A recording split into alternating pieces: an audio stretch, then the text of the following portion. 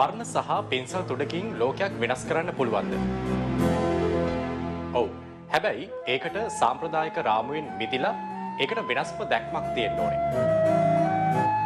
දේශපාලන සහ සමාජීය යථාර්ථයන් හරි සියුම් විදිහට සංවේදීව නිර්මාණශීලීව ප්‍රශ්න කරමින් ඒ සිතුවම් කලාව මිනිසුන් අතරට ගෙනියන්නට සමත් වුණු ප්‍රවීණ කලාකරුවෙක් ඉන්නවා. ඔහු නමින් සුදත් අබේසේකර ආදරණීය කලාකරුවන්. අයබෝවන්.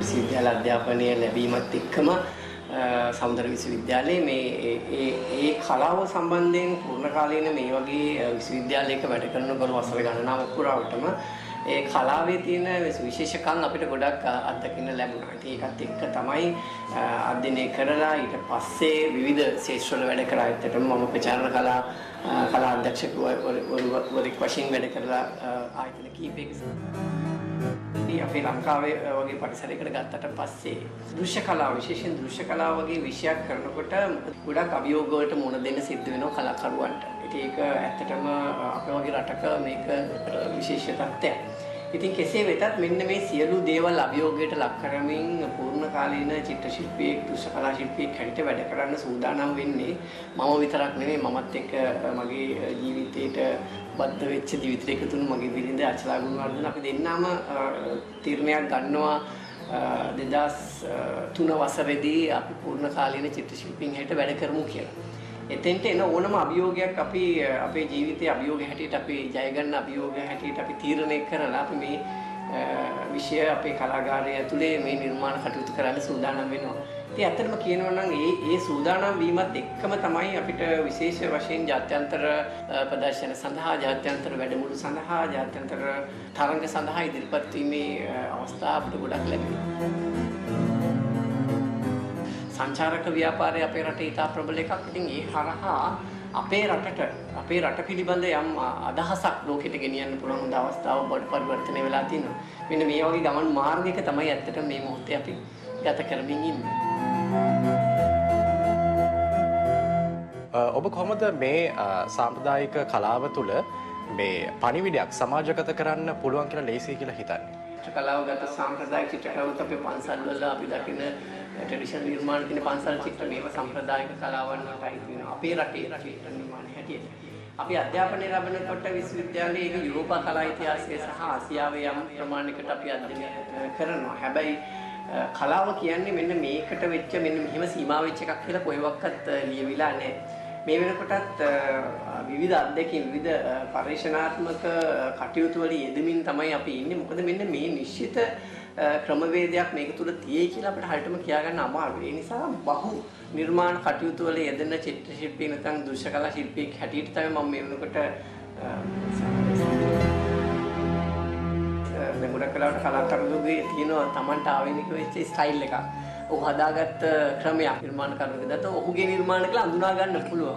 තව විදියට ගත්තොත් සෝලිස් මෙන්ඩිස්ගේ සම්ප්‍රදායික මේ පන්සල් චිත්‍ර වගේ ගත්තොත් ඒ පැත්තෙන් ගත්තොත් පන්සල් වල ඒ සෝලිස් මෙන්ඩිස්ගේ අනන්‍යතාවය ඒ නිර්මාණ හරහා තියෙනවා. හැබැයි නූතන ලෝකයේ අනන්‍යතාවය විශේෂයෙන් විනාශ වෙමින් පවතින අනන්‍යතාවය තහවුරු වෙන්නේ නැහැ හරියටම පුද්ගලික වශයෙන්.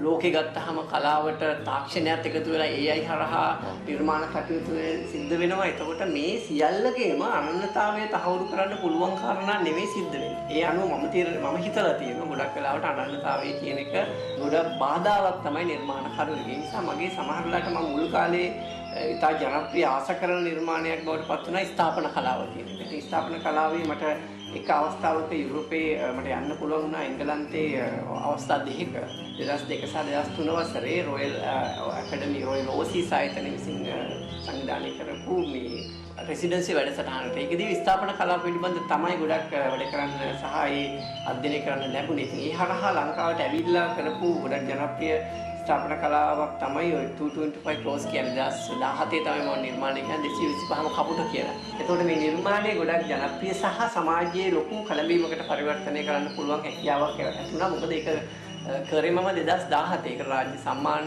පවා හිමි වෙච්ච කලාකෘතියක්. මොකද රාජ්‍යයට විරෝධීව ලැබපු රාජ්‍ය සම්මානයක් හැටියට අඳුනා ගන්නවා ඒක සමස්තය වශයෙන්.